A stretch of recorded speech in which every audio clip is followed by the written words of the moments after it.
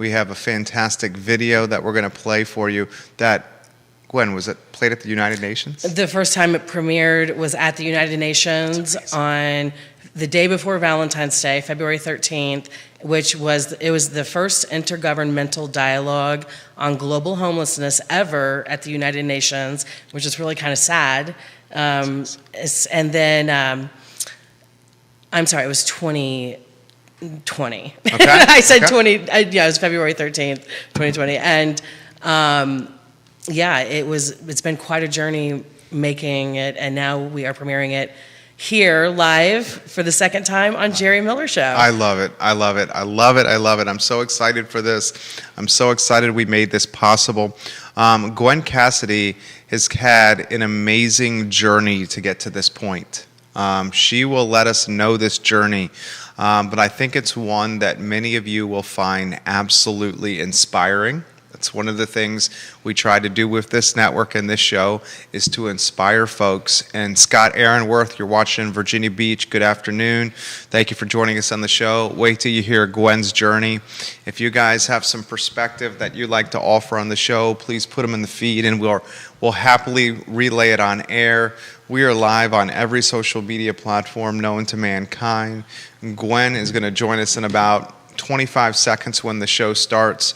She is the founder and chief innovative humanitarian at Managing Projects. And this show is going to be a special one. Happy Labor Day to everyone that's watching. I see some folks in North Carolina watching. I see some folks in Richmond and Northern Virginia. Of course, our friend Scott in Virginia Beach. Vanessa Parkhill. Hello, Vanessa. Nice to hear from you. Nice to have college football started, Vanessa, right? I know you're a college football fan. Folks in South Carolina on the show and Tennessee. If you have anything that you'd like to relay to Gwen, please put it in the comment sections. Anywhere you're watching it, I will relay it on air. Her journey, her story is going to inspire all of us. Judah Wickower, I need about 10 seconds, and I'm ready to rock and roll, sir, when you are.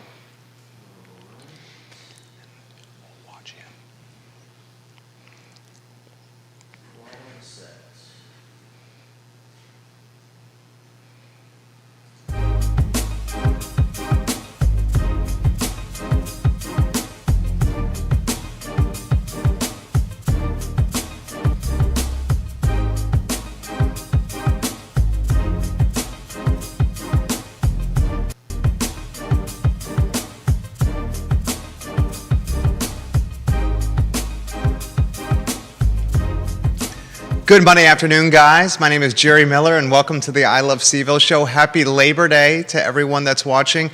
Whether you're in Charlottesville, the Commonwealth, the country, and the world, we're live on the I Love Seville network. Ting Fiber Internet is the crazy fast internet that makes this network possible, and we thank our friends at Skooma Boutique Dispensary in the downtown mall for being a part of the show. Dr. Scott Wagner at Scott Wagner Integrated Medicine, and the fine family at Interstate Pest and Service Companies, more than 50 years of proudly serving Charlottesville and Central Virginia. Today's show, a special one. Gwen Cassidy, our guest. She is absolutely amazing, and I've spent about 15 minutes with her. I can't wait to spend 45 minutes with her talking on this program. Folks, her story will inspire. Her story will show what courage is all about, what leadership is all about, what innovation is all about. A pioneer and an evangelist for homelessness across the globe. Gwen Cassidy, our guest. Judah Wickower's our director. Judah, if you could go to the studio camera, and if we can welcome the star, or our starring guest of our show, Gwen Cassidy, to the program. Good afternoon, Gwen. Jerry, thank you so much, and thank you so much for having me. Judah, thank you so much also for being the wizard behind the scenes. He is the wizard, Judah Wickower. So Gwen, the show is yours. Introduce yourself to everybody. Okay, my name is Gwen Cassidy, and I am originally from a small town called Zionsville in the heartland of America, Indiana. Okay. And I matriculated first to Charlottesville in 1993, where I obtained my economics degree. Professor Ken Elzinga, shout out, was my academic advisor. He's amazing. Beyond words. I mean, how I landed in his lap for as an advisor is just astounding to me. What was even more amazing was my fourth year thesis to be able to graduate was on Sharia banking. I wrote the business plan for the Bank of Islam to expand into Western financial markets in June of 1996. And he had to sign off on my paper. And you know how Christian he is. So that it was, I'll never forget receiving the paper back, and in the margins, he wrote like fascinating information, like this is so fascinating, and it is. But yeah, so I essentially graduated from UVA. I wanted originally to pursue selling emerging market equities, concentrating in the Asian tiger giants back in the late 90s. I interviewed with all the bulge bracket firms. I decided I really wanted to pursue acting, and in my early 20s, that seemed like the right thing to do instead of becoming an investment banker or a trader on Wall Street. It didn't appeal to me after I worked in the financial services industry in Malaysia. And in any event, backtrack to UVA. It's such an idyllic place in the 90s. The dollar was the strongest it ever was. We also had a balanced budget, and the .com information superhighway was born. So I think back in the 90s, UVA really, essentially, it was the best of times, and now it's the worst of times. And so instead of becoming an actor as I wanted to be as a child and during my time at UVA, I ended up becoming a Hollywood nanny. And after working for the Hollywood family I worked for, I ended up moving back to the East Coast, where I pursued acting and writing in New York. And again, then I was a merchant banker and architect's nanny. So I just always saw myself caring for children. Starting at the age of 9, I was in our little town of Zionsville, the town babysitter. So after 9/11, I moved to North Carolina, where my agent suggested I would have better luck. I just seemed to always bomb every audition I went on. And I'll never forget, I had a Law & Order audition, and Gail Keller, the casting director at the time of Law & Order, said, all you should do is show up. I just want you to get your green card, your SAG card, and be able to act full time. And I bombed the audition, and so I realized then that I probably was not cut out to be an actor, even though I have to just do a little plug right now. I'm currently in a show at Live Arts, so please, everybody, Thursday, Friday, Saturday, and Sunday, come out to view the Live Arts programming. And then after 9/11, like I said, I moved to North Carolina and ended up creating a small little babysitting service for all the islands from Brunswick County all the way up to Wilmington and a little bit north of that. And then we procured the United States Army as a client in our second year. And, before I was just scrambling with trying to find childcare providers for regular families. Like, we had a couple corporate clients, Verizon, Merrill Lynch, A.G. Edwards. And then we procured the United States Army Special Ops. The business just shifted and changed gears dramatically. We ended up only keeping Verizon and the Army as clients for the remainder of my time managing the service. In 2009, I got a phone call from a recruiter looking for a young lady who could take care of a Muslim family. And it's so embarrassing, but I really did not have a diverse source of contractors. I really only had, I hate to say it, but just your all vanilla, all American young lady as a child care provider. So it really opened up my eyes on how I needed to diversify. But more importantly, I didn't have anybody that had any experience with a Muslim family except for me. So I went on a first-class trip to DC, and had no idea who the family was. And then later in the afternoon, I overheard one of the staff members say, Prince Mohammed. And that's when I realized. Who's Prince Mohammed? Put two and two together, and it was late King Abdullah and late Crown Prince Knife's children. So I was the governess for King Abdullah and Crown Prince Knife's grandchildren, and lived on a royal compound.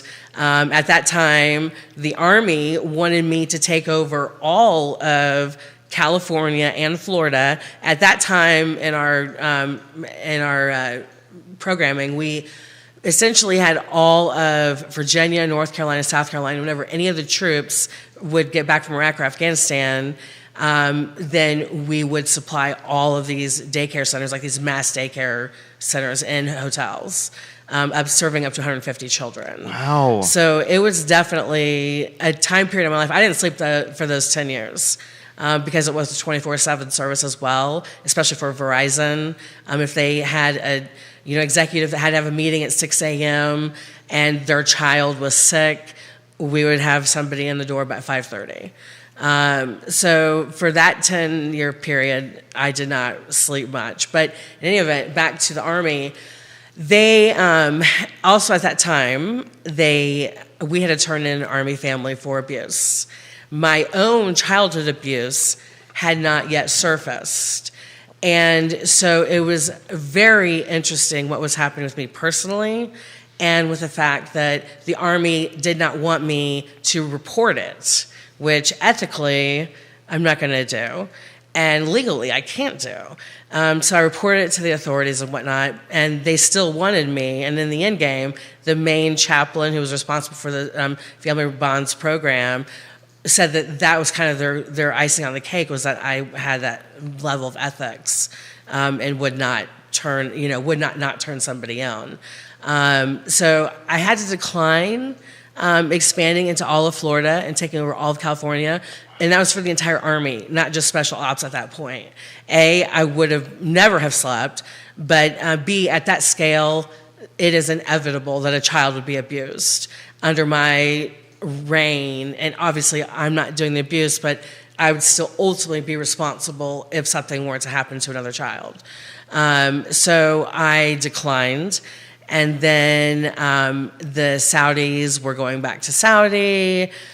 We had my grandfather passed away. It was the first time in 20 years that the entire family had been together since my two cousins decided to prostitute my 14-year-old unconscious body to the graduating class of the Citadel on July 7th, 1989, when I was 14. Wow. Yeah, and that memory had not surfaced either.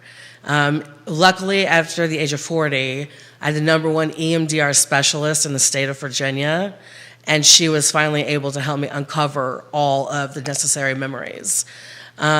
So although homelessness is one of my greatest passions in trying to help alleviate, and I have such humble pride in helping it at the systemic level at the United Nations, when humbly I was selected as one of 3 people globally to speak upon my experience to help shape new global policy.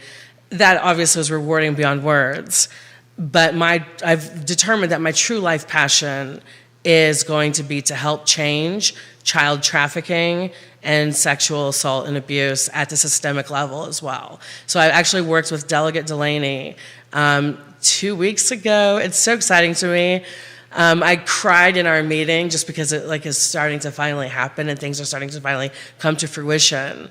But we're basically getting ready to initiate a new law for the state of Virginia to help eradicate child sex trafficking at the systemic level. My mother began prostituting me at the age of 4 for better purses and better shoes. Our town of Zionsville had the only Bentley Rolls-Royce dealership in the Midwest, so it attracted that beyond evil rich white man psychopathology. My mother needed better purses and better shoes, and she has her own psychopathology. And it could have, I also probably didn't remember because one of the main perpetrators, we'll call him Jerk Arthur, he was a master chemist at Eli Lilly, and he made me take a pill every night of my abuse starting in 1979 when I was 4. And so really my passion and my true calling in life is to help eliminate child sex trafficking at the systemic level by initiating new policy, both statewide, with the help of Delegate Delaney. I would like to just shout out to Senator Creedy and Sally Hudson, Delegate Hudson, and pointing me in the right direction and doing the homework as well. And so now, after I hopefully, hopefully sign off on that bill and hopefully have a new law, I will take it federal.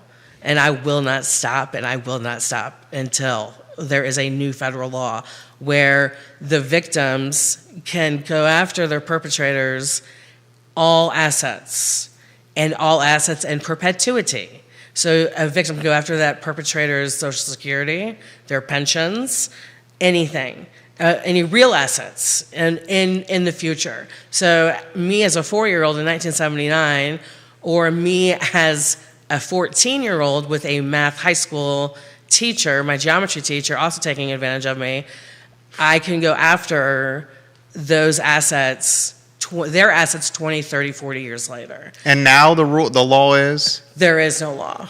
There are obviously laws for child trafficking, but most of the laws that I have found are for supporting women who have been subjected to having to prostitute themselves in order to meet their pimps' desires and wishes. Those women are not tried on the crimes that they commit. But there aren't many children laws and laws impacting. There are obviously, like I forget what type of felony. I think a Class C felony for child sex abuse, but they're not in perpetuity.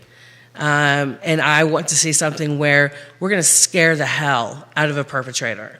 If you think you can get away with it, and you want to try to get away with it, think what is going to happen 20, 30 years down the road when your own grandchildren won't get your assets. That's what I want to do, is scare the perpetrators so much that they're too fearful of engaging in their abhorrent and beyond evil actions. Man, Gwen. How was that for an introduction, Jerry? Wow. And then there's so much more. And we're going to get to it. Yeah.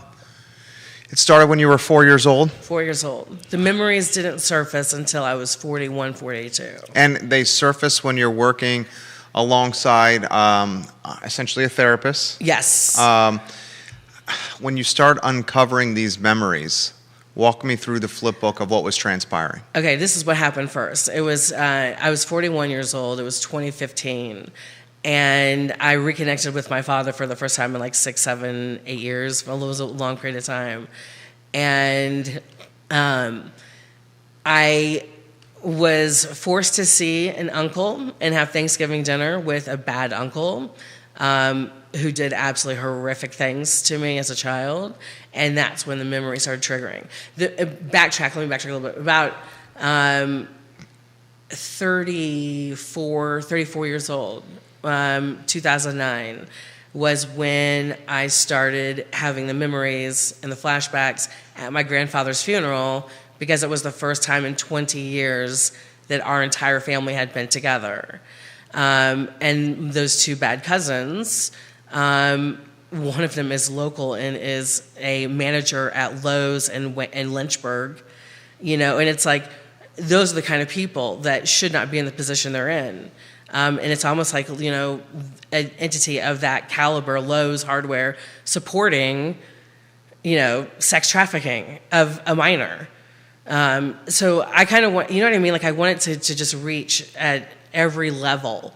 But back to answering your question about the memory surfacing, that's when the memory started surfacing. It was just this huge rush of emotion. And like one of those cousins said, "Oh, you want to hold my penis?" as he was walking into the bathroom with my dead grandfather in the church upstairs. And then it was just one thing after another. And then I just got in my car and drove out west as soon as the dirt hit the coffin. And my estranged family took it upon themselves to go to my home in North Carolina in Wilmington. And they called my realtor. I had the house on the market. I was planning on coming back to grad school anyway. And she let them in the home. They stole everything down to the toilet paper. I was operating the child care service still, so we had all of our bins. I had 2 retail stores, so I had over $200,000 worth of inventory and merchandise. One of my 4 siblings ended up taking all my merchandise, starting her own boutique in the Outer Banks. And that's how I ended up homeless for as many years as I did, because I was trying to save up money to pay my attorney to get my life back. So I ended up renting an office on the downtown mall. and utilized that as my apartment, and then rented another office when they found out and evicted me. And the very lovely gentleman who we both know was astounding, and knowing that I was living out of the office but letting it slide. And I would shower at the Haven. Shout out to the Haven, who changed my life. Amazing. Beyond amazing. Yeah. I mean, they're also really trying to fight it at the systemic level. And then I would eat at the beloved Salvation Army that kept my belly full, and the Haven kept me showered when I showered. And I did my laundry, collected my mail. So it really was the best place to be homeless, and the best community to be homeless in, quite frankly. You have a lot of folks watching here. We'll acknowledge some of the viewers. Some folks are watching in Indiana. Robin Page says, so cool to see you here. Yay. Leah Imhoff. Yes. Watching the program here. Yes. Folks in North Carolina watching the show. Welcome to the program, Debbie Brewer. Welcome to the program, Brenda Newton. 5 states watching the program as we speak. Bill McKenzie, hello. Shout out to Robin Page. She was who helped me one of the most out of anybody in New York City. Even though I still had my office here, I was going up to New York to interview for more. I've been an ultra high net worth nanny for years, on and off. So she was just a godsend in letting me stay with her. And, I helped her out a little bit, but she helped me out more than she would ever know. And Miss Leah is one of the most amazing people I will ever know. She's kept my belly fed. Do you, Elisa Nike, watching the program, do you keep in touch with your mom? Is she still alive today? She is still living, and I hope that she lives until my book is finished and my screenplay is finished. And it's obviously the most difficult relationship I will ever have. And people are like, how can you say that about your mom? I'm like, how can a mom prostitute their child for better purses and shoes? And I know it was stemming from her mother being Governor Stanley's private secretary back in the 50s here in Virginia, and she couldn't live up to that. And she made poor choices with me. My other sisters did not have the same outcome. And your father? My father was the #1 cocaine dealer in the state of Indiana in the 80s, 90s, up until 2005, when he was arrested on 3 65-year sentences. In the 80s, it was paid off up to Governor Evan Bayh's office. In 1997, I met the Supreme Court judge the Supreme Court appellate judge for the entire state of Indiana, John Baker, and another Supreme Court judge, Ezra Friedlander, in my father's dining room, right after I graduated from UVA. And by that time, I learned about my father being the #1 dealer the Christmas I was home for my 4th year at UVA. I met a gentleman who said he was brought in the late 80s for drug trafficking, and the DEA sat him down and handed him a couple pages and said, if you help us arrest any of the people on this list, we'll reduce your charges. But if you help us bust this man at the top of the list, we'll drop all charges. And I looked at him, and he said, Gwen, your father's name was the one at the top of the list. And I said, what did you do? And he said, I looked at the DEA and said, I'll go to prison because that's an automatic death sentence. So my father was gone. He was non-existent. He had led a double life. He had another home in Indianapolis with his mistress, and which leads me back to being 14 years old. He started bringing me on his cocaine runs to this artsy part of Broad Ripple in Indianapolis. It's like where all the bars are. So in 8th grade, while my friends were home studying for our tests and quizzes and doing homework, I was off at the bars in Broad Ripple with my father so he could do his cocaine runs. Elisa Nike is watching in Zionsville, Indiana. Is she? Who is Elisa? She says, yes! Elisa Hoover. Yes, She says, I knew Gwen growing up. She's an absolutely beautiful person. If you have comments that you'd like Gwen to hear, please put them in the feed. We'll acknowledge Grace Ayars Fizel, who's watching the show. JT Gherkin, who's watching the program as we speak. LA. You have 7 states watching you here on the I Love Seville show. Your story is the foundation for not only a screenplay, 3 of them. We're talking like 3 movies. We're talking a Netflix series with multiple seasons. Thank you. We're talking a book here. How have you maintained this courage, this positive outlook? You've been homeless 4 times. your mom, your words, was prostituting you at 4 years old. And more. The worst one was, they're all bad. I mean, but the ages of 4, 6, 8, 9, those are the times that I try to erase and forget about. Like, it's one thing for you to be prostituted as a child, and it's one thing for you to endure that. When you're forced to do other things to other people, it's a whole different story. The reason why I'm so connected to homelessness, everyone thinks it's because I was homeless. It has nothing to do with my being homeless. It has everything to do with what I was forced to do to innocent homeless people as a 4-year-old, a 6-year-old, an 8-year-old, and a 9-year-old. Wheeler Mission in Indianapolis is one of the largest homeless shelters in America. And I've even reached out to the FBI, and they just laugh in my face. Probably because my dad was friends with the director of the FBI in Indiana, also, who used to frequent my father's home. And I forgot your question, Jerry. I'm sorry. Well, how do you maintain normalcy? I have a ton of incredible people in my life. I have been so blessed to have had my mom, Danner, the woman who practically raised me, and more importantly, my Papa Fenn. If it wasn't for my Papa Fenn, I really don't want to think about where I would be right now, because he was able to instill in me not only ethics and morality, which I haven't always had morality, I haven't always had this ethical compass, but he was able to instill in me that unconditional love that I didn't get from anybody else. And I know that, like, my father has also, he has loved me unconditionally, but it's a unique situation given everything he has done. And it just sort of those blinders that I have to keep on. I have it so much better than so many people on the planet. I've been extraordinarily blessed to have traveled to over 63 countries and all 7 continents. Wow. And to have really seen what is happening and to revisit some of these same places to really, truly understand climate change. And what keeps me going is always fighting for that underdog. And I will always fight for that underdog, no matter what happens. Robin Page has amazing things to say for you and the show. If you'd like to relay some perspective to Gwen, please put them in the comment sections anywhere you're watching. We now have 11 states hearing your story on this network, the positive of social media when used for the good. The cousins, the bad cousins, Yes. Do you encounter them anymore?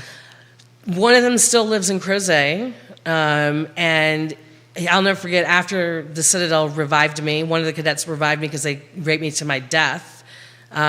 He came to the condo where my body was being passed around between a couple of men in their 20s, and one of his friends came in the room and was like, Lee, what are you doing? This is your cousin. She's only 14.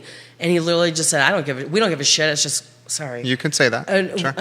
We don't give a shit. It's just Gwen. And to this day, they deny everything.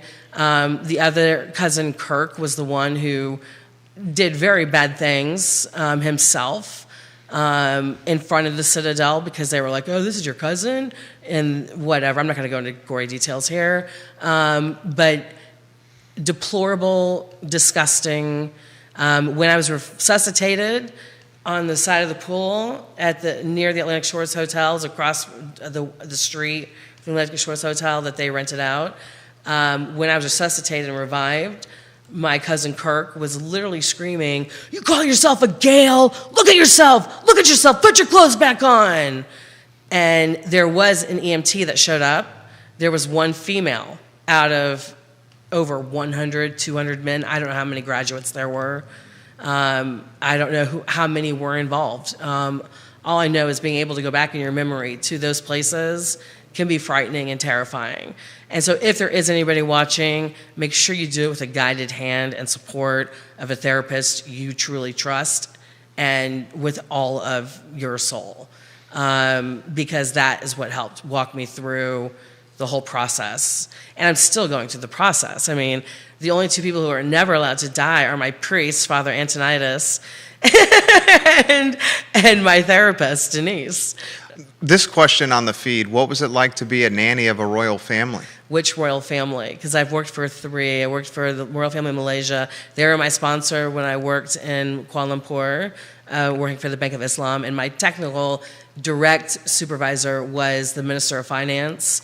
And honestly, everyone thinks it's, ritzy and glamorous. And I've worked for the Hollywood families too, and have worked for very well-known politicians like John Edwards. And honestly, they're no different than anybody else, other than they have a lot more cash.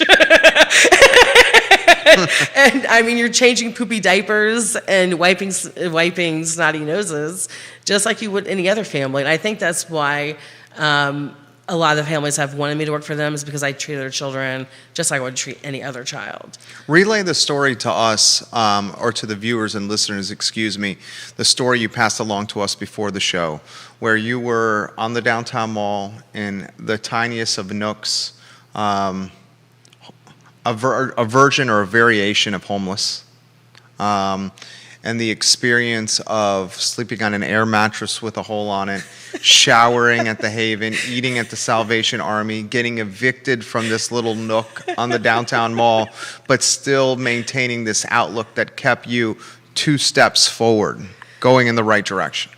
My best friend from college, his mother, really pointed me towards Christ, and I don't want this to be like a whole, preaching moment or anything, but I did end up becoming baptized at the age of 44, and it was just sort of I remember every night I'd go to sleep, I'd pump up my air mattress, this little twin air mattress, because no other size would fit in the space.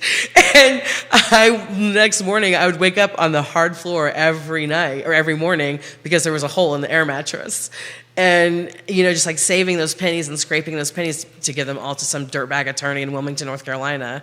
Did he have any tangible production from the payment that you offered him? None whatsoever. Nothing tangible? Nothing. The only thing, they said I was going to get my things back.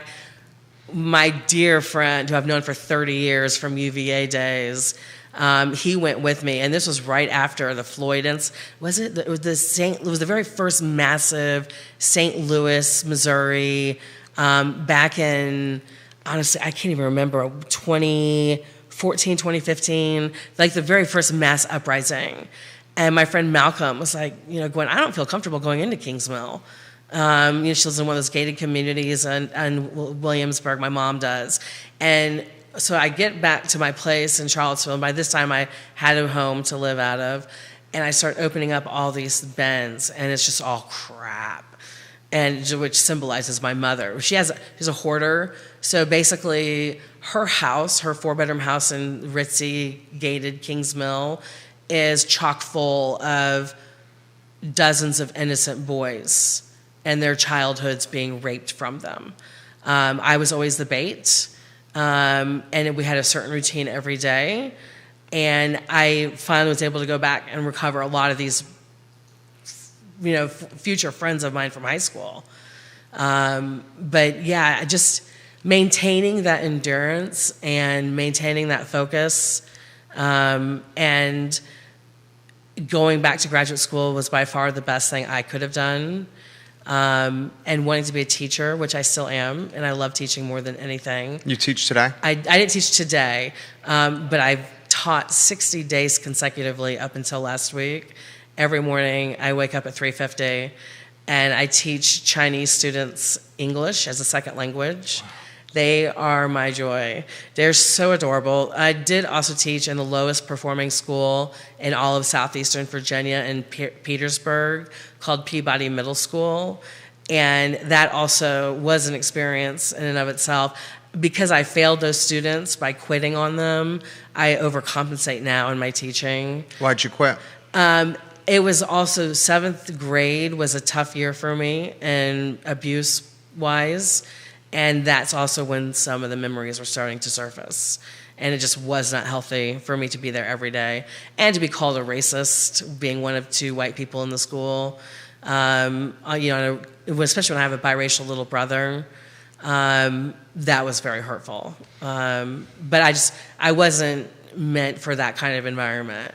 Marianne, Kish, welcome to the show. She's interacting with the broadcast. 12 states listening to you here, Gwen. When you transition from this tiny office Yes. on the downtown mall to another office on the Yes. downtown mall, what's going through your mind here? I can't believe this is my life. I can't believe I've come to this point. I was supposed to be the one at UVA. I was the first female on the McIntyre Investment Institute. I was the first international sector leader. I was the crew team recruited by the crew master the day that we were having our initiations for UVA.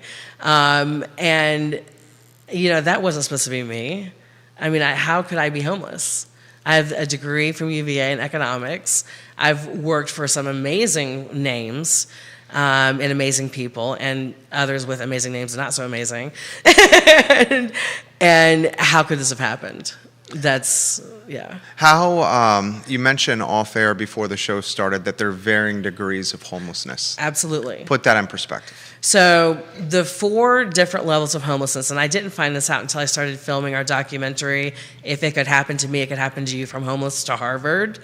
And the 4 tiers are couch surfing, living out of your car, living in an atypical environment not meant for habitation, and chronic homelessness. Those are the that's the HUD definition of homelessness. When I was humbly asked to speak and present at the United Nations, the 2 primary resolutions that the United Nations was trying to determine was A, the definition, and B, measurement. They never could determine or come to an agreement on what the definition was, which is so unfortunate. And then they were able to come up with a metric on how to measure globally. Is this a good segue for the video? Absolutely. So before we play this video, it's about 5 minutes long. Set the stage for us. So when, back in 2017, when I came back to Charlottesville after Petersburg, there was an the Adrenaline Film Project through the VFF, the Virginia Film Festival, and I wanted to do a piece on homelessness, especially with Charlottesville being one of the most affluent communities in the world, and we still have the level of homelessness that we do. It's abominable. It is. And it's just, it's deplorable, and, I want everybody to know that just because they're homeless, they're people too. Judah Wickower, now's a good time for the video. Do you have that ready to go, sir? Okay, why don't we play the video in 3, and this video played in front of the United Nations. This video was featured at the United Nations on a panel. I just have to say this, okay? Josh Littlejohn, he is the person who came up with the Big Sleep Out, if you've heard of the Big Sleep Out. I have. He was sitting where you are and on this panel. And then the other big thing that was just beyond tremendous to me, Dame Louise Casey is probably one of the top 3 people in the world in terms of her knowledge and activism for what they're called rough sleepers in the UK. And she dedicated her Valentine's Day poem to me in the main forum in front of everybody. Yeah. And then we also had His Excellency, I'm going to forget his name, I don't remember his name, he's from Finland, he's the United Nations ambassador, sat right next to me. I mean, like all these amazing global leaders in the area of homelessness, just being around them and that energy was phenomenal. Heather Reed, welcome to the program from Southport, Indiana.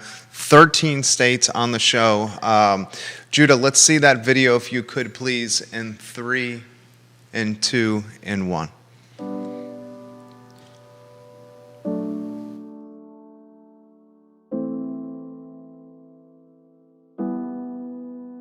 We hold these truths to be self-evident, that all men are created equal, that they are endowed by their Creator with certain inalienable rights. Among these are life, liberty, and the pursuit of happiness, that to secure these rights, governments are instituted among men, We solely publish and declare that these colonies are and of right out to be free and independent states, and for the support of this declaration, with the firm of reliance on the protection of divine providence, we multi-pledge our lives for our fortunes and our sacred honor. 4 years I've been home, sleeping out here, 20-degree weather, rain, everything. But I'll tell you what, right now, homeless right now, we don't stand a chance for nothing out here. We're poor, black, white, Mexican, Spanish, English, or national, whatever we got. We ain't never gonna stand a chance. We're fighting for our rights. What do people mean when they say homeless at the UN, and how has that changed throughout the UN's history? This is such a challenging issue because people who are homeless are eking out an existence at the intersection of many powerful forces: poverty, housing instability, loss of jobs, unemployment, violence, substance use, mental health challenges. So in order to tackle this, we need all parts of society working together to address this. It can't be from any one sector of society or one individual. These are really interdisciplinary challenges. Homeless people are not horrible people. They're good people. They just had a bad situation happen to them. Worst thing that have happened to me being homeless is being homeless. Not being responsible, getting locked up, for something stupid, stealing out of the stores and stuff like that, and people not want to be around you, your family, your friends, and that's a hurting thing, The worst thing that happened to me is the streets. Being in the streets, because you don't know when or where it would take you.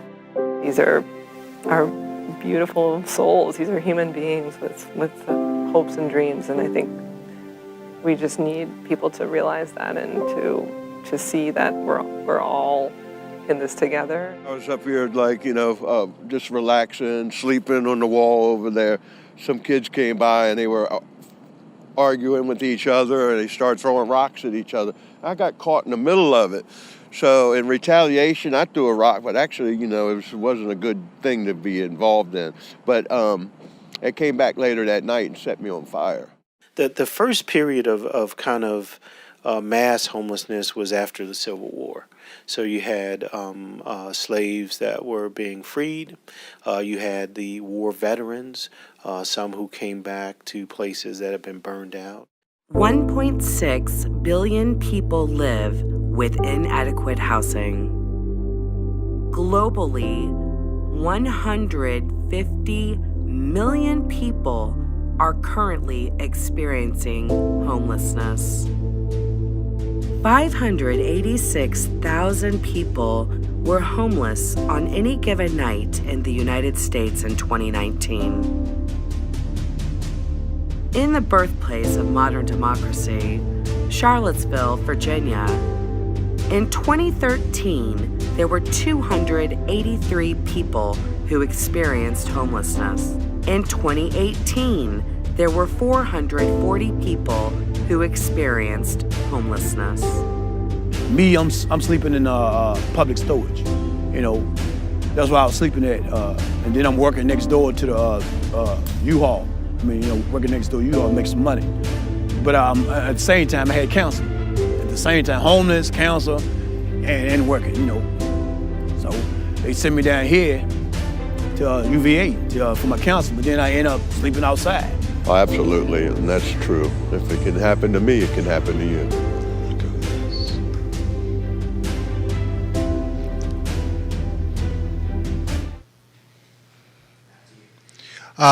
The video, while you were watching it, I noticed a lot of emotion on the face.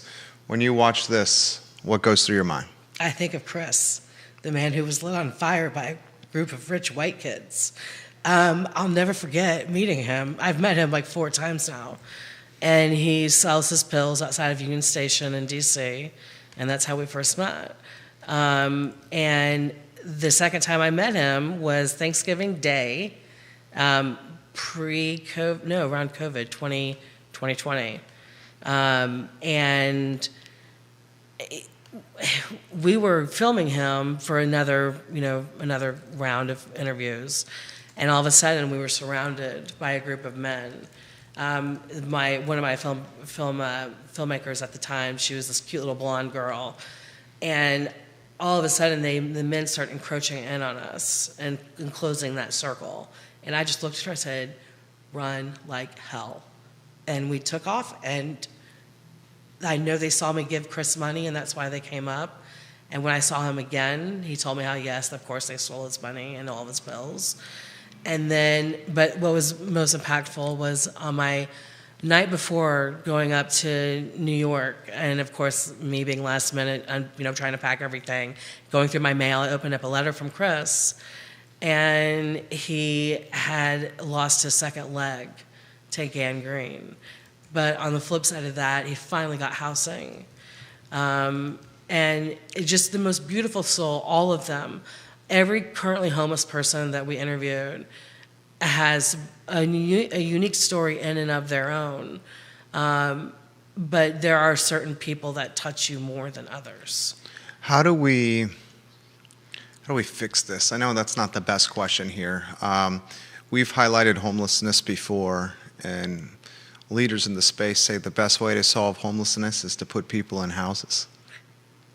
How do we go about doing this? Well, my Harvard capstone is international.villas. So it's www.international.villas. For Charlottesville, I'm making it cvillevillas.com. And I want it to be the first net positive, off-grid, small home community for the currently homeless in the United States. There are other models that I'm modeling it after. The first one is in Detroit, where they have a rent-to-own model of tiny houses. There's a veterans community in Austin. I don't know if you're aware of what's happening in LA, but there's an entire city called Tent. It's like, I don't remember the exact name. It's actually heard about this weekend. Yeah. Yeah, go ahead, please. But Tent City, and they have their own mayor. And then there's what I want to see happen in Charlottesville. There are Conestoga Homes based outside of Portland. And it's modeled after the Conestoga wagon during the gold rush, going from the east to the west. These are $2,500 to build. No plumbing, but what we've designed for the Harvard capstone with my incredible team at Managing Love, which is the nonprofit parent to what we do. I want to create this, and I am creating it. The first man ever commissioned by the Department of Energy to build the first net zero home in Tucson, John Wesley Miller, out in Arizona. He has agreed to be a mentor of sorts. And they're also building in Lynchburg through a program called the Lighthouse. They're also doing a very similar model, but their homes are a lot bigger and more expensive. Whereas I want to build for the individual, community first, earth first, community second, and a selfless ideation where each community has, a yoga instructor, a chef.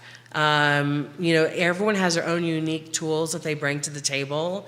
And one of my Harvard professors, my civil engineering professor, has said that I've created a whole new way of living where we really focus on community. What do you need to make this? I need land. I mean, honestly, but I will build on my meager income as a teacher. I will build it. I don't care. I'll go through all of my savings to do it.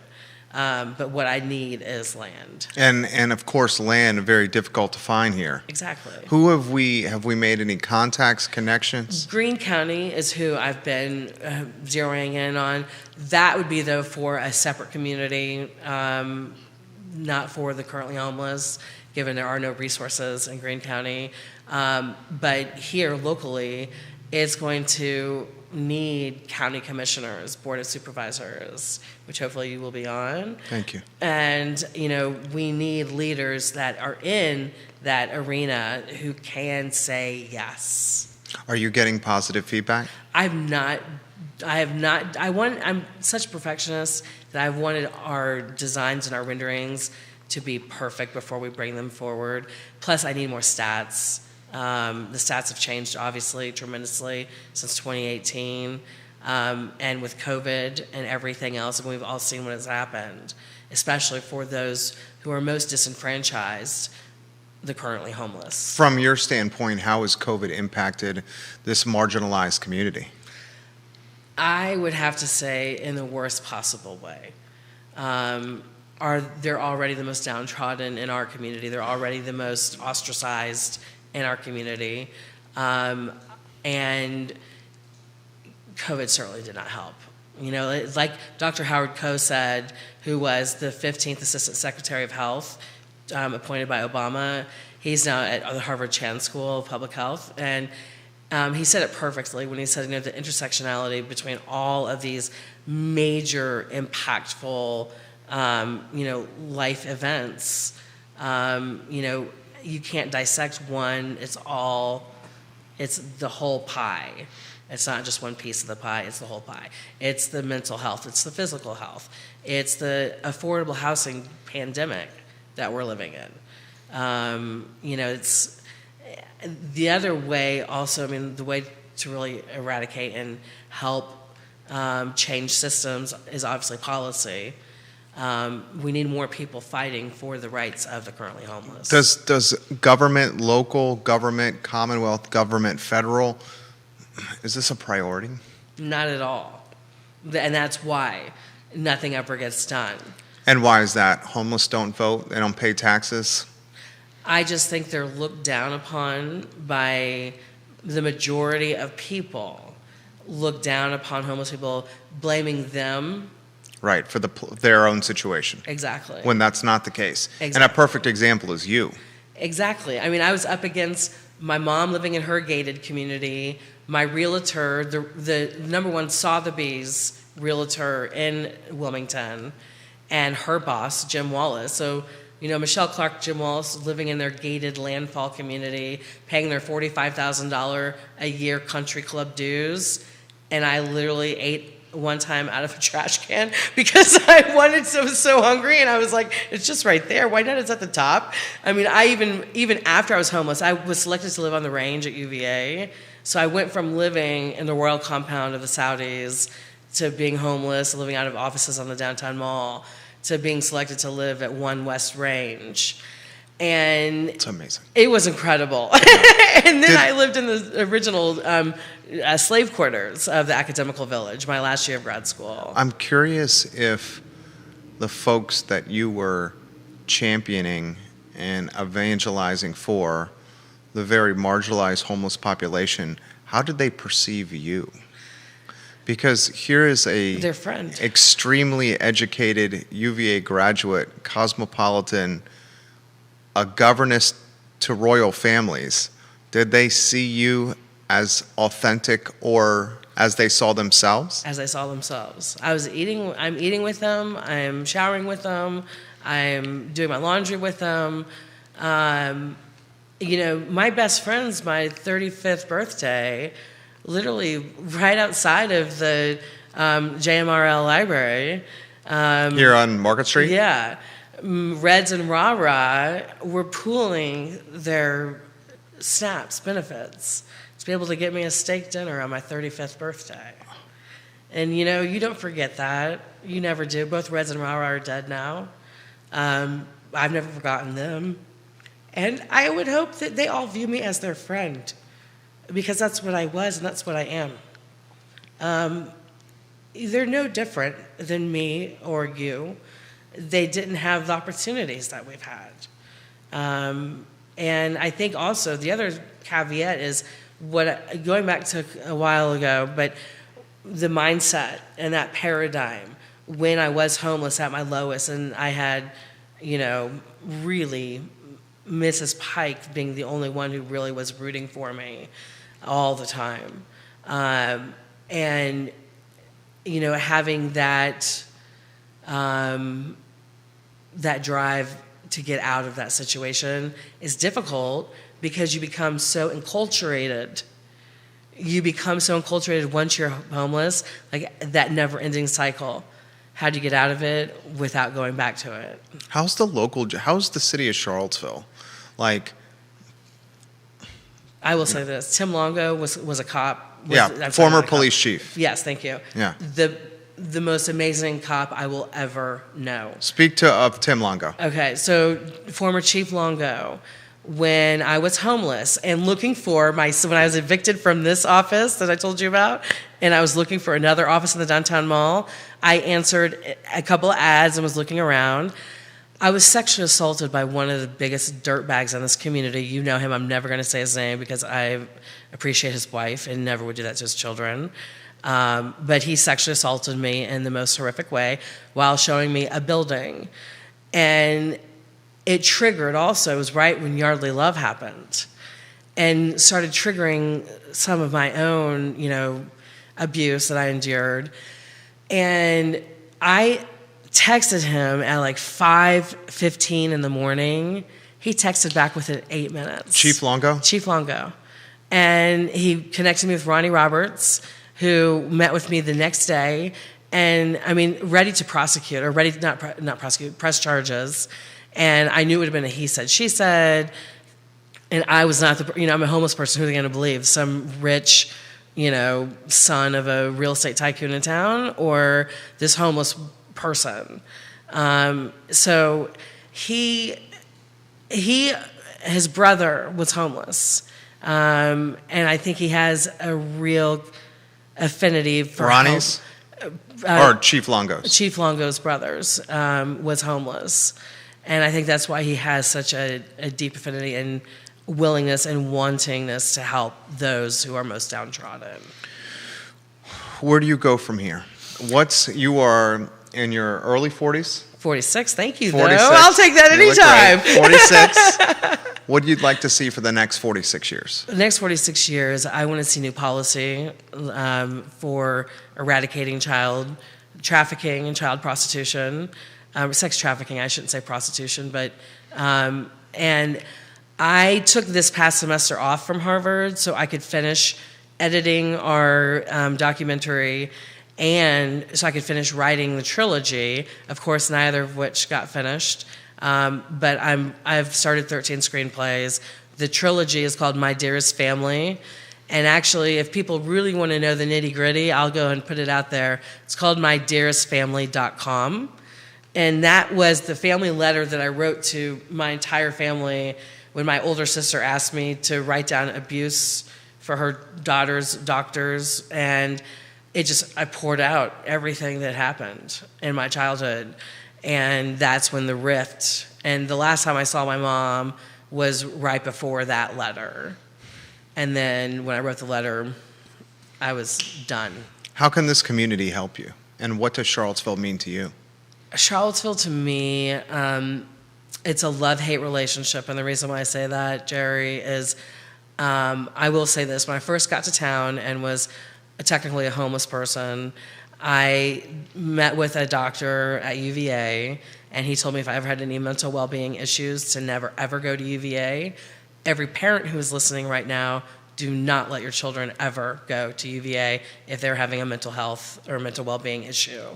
So my love-hate relationship with UVA is pretty big and pretty fierce. I experienced the most heinous atrocities anybody could imagine, watching them witness what they were doing to innocent homeless people in a mental well-being facility at UVA was beyond your comprehension, anyone's comprehension.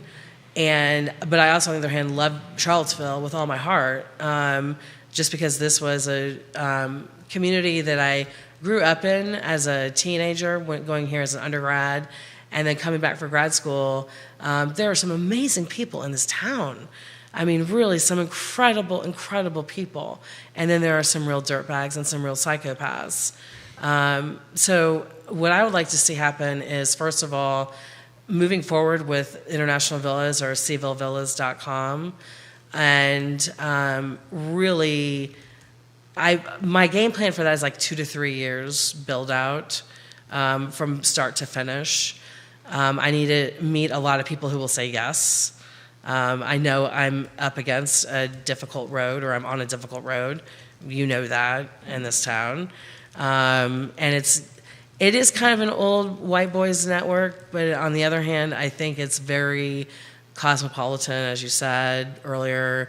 We have more nonprofits per capita than anywhere besides New York City. I think it's a very forgiving community, but I think also there is a dark side to this community that I've seen no human being wants to see. Kathy Ursick, watching the program, these topics are something near my heart as well. Abuse happens in my places and all stages of life, in many places in all stages of life. It's more than sad. Thank you for bringing this to people's attention. You have many messages like this being posted on social media. We were going to go 30 to 45 minutes. We're now over an hour. That's a testament to you and your inspiring journey. I haven't even touched upon what we've done. I kind of wanted to plug a little bit. Please, let's do that as we wind down, please. Okay, so Love Mother Earth is one of the programs of Managing Love, and essentially that's to create festivals, festival programming.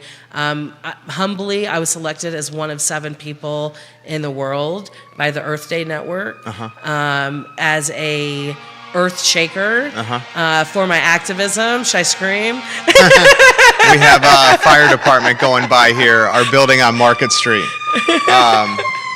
There we go. They just passed. So the Earth Day Network, we obviously had our 50th anniversary 2 years ago during COVID crisis. And we have had 2 festivals so far. We had our first one on Earth Day, or April 23rd, the day after Earth Day, this past April. And then we had one on July 23rd at the shops at Stonefield. And we're going to be doing one every Earth Day.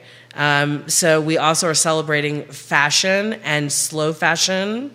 EcoChic.boutique is where we commissioned over a dozen SIV Afghani refugee women to upcycle over 962 pieces of ready-to-wear apparel art. We have a tailoring service called SuperSewingShop.com, where we come to your home or office and do all the tailoring on site, and then or the measuring on site. Then we tailor the clothes and bring them back to you. And we also specialize in bridesmaids dresses. And then we partner up with the American Red Cross. We've done a blood drive. We'll probably do a blood drive once a quarter or every half year. And then our filmmaking, visionforward.media, is really my baby. We're finishing If It Could Happen to You, It Could Happen to Me, From Homeless to Harvard. And I'm working on working towards my master's in global development practice at Harvard right now. It's the first time in 250 years that all of Harvard is online. And the people I've met from there, Jerry, are just amazing beyond words. And then in the pipeline for Vision Forward Media, we've got Trafficked. We've already interviewed the woman who was appointed by the Attorney General of South Carolina, because South Carolina has risen the most in terms of their advocacy for eradicating sex trafficking. And so we had the opportunity to meet Catherine Moorhead. So I have 3 main life, role models. Linda Herring had over 600 foster children in Iowa. I want to be a foster mom. Physically, I can't have kids because of the abuse I endured, but I want to be a foster mom to 50 kids in my 50s and 60 in my 60s. And the best Christmas present I ever received was this past year. I gave Piedmont Casa, each of the foster girls, like $150 to spend at our studio. And one of the girls said, I can't believe somebody would actually think of us. And to me, that's the best gift ever. Elisa Nike, Yes. I'm so proud of you, Gwen.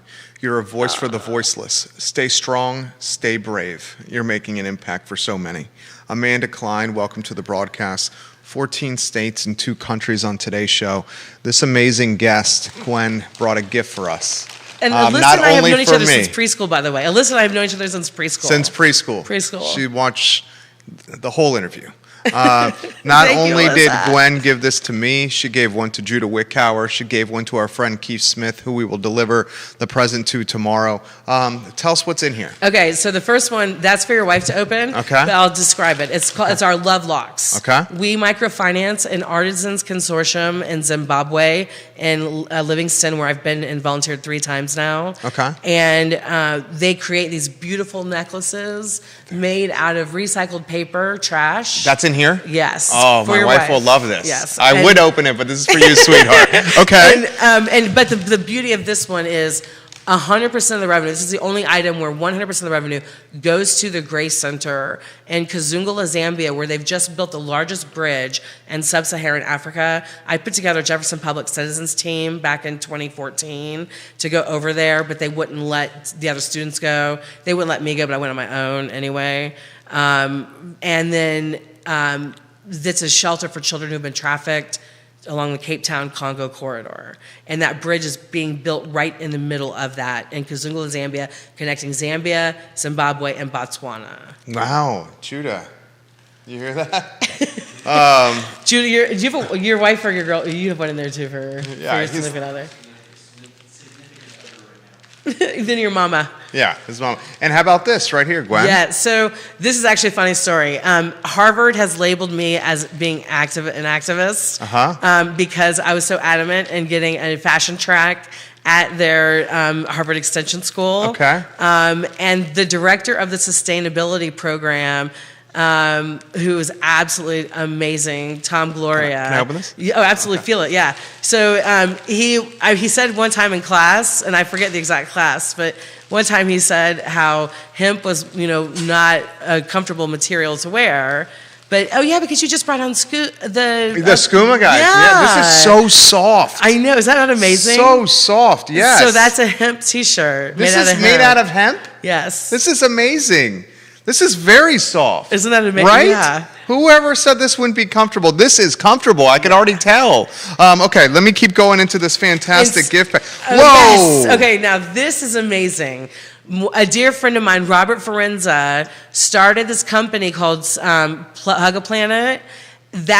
Not this model, but I have the model that is the first toy in outer space. What? His company, Hug a Planet, has the first toy on the International Space Station, and if you go to his website, you can view where it is in the world. This is so cool. Surrounding the world. Isn't that incredible? So cool. Okay, now I'm going to go into... Oh, this is the other special one, yes. This? Yes. Okay. So Apotha.care is soon going to be in Whole Foods. Okay. And it is a business that I created for the currently homeless by the formerly homeless. So 30% net revenue will go to Haven, and 30% net revenue will go to Salvation Army.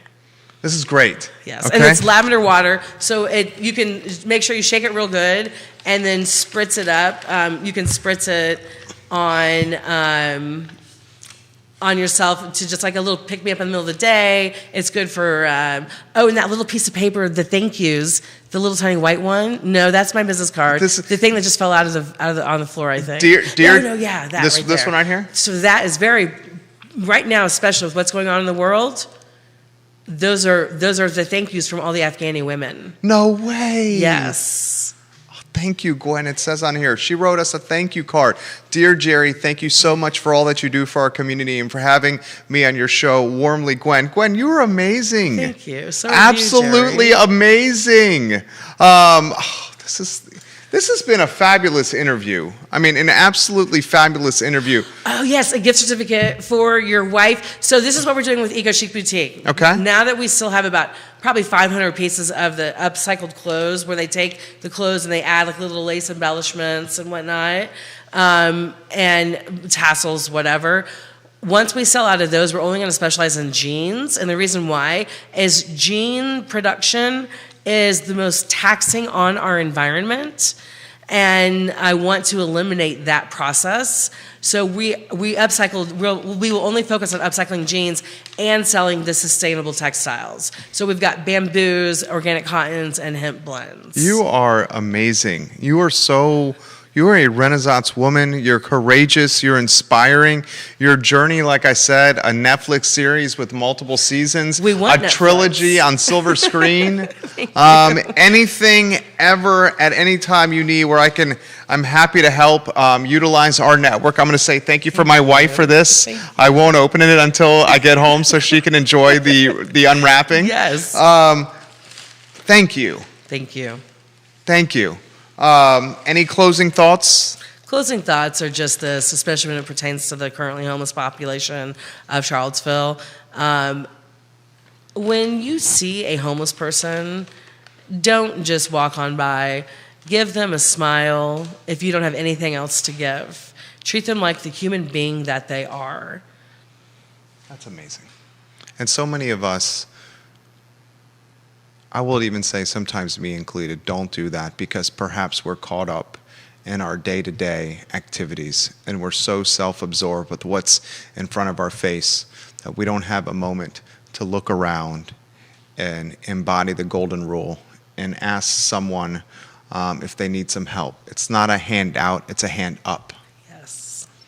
And I will do a better job of that. Thank you. I will do a better job of that. I'm grateful for your time today. I hope we stay connected. I will make sure Keith Smith gets that over there. I encourage anyone that's watching this program to watch the show, to learn, to help, to reach out. And let's see if we can make a difference as a community. Gwen Cassidy is certainly an inspiring individual.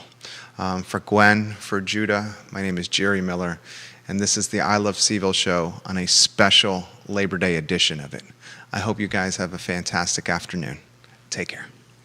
Gwen, you are amazing. You're amazing, You are Jerry. amazing. I have to tell you this now that we're off air.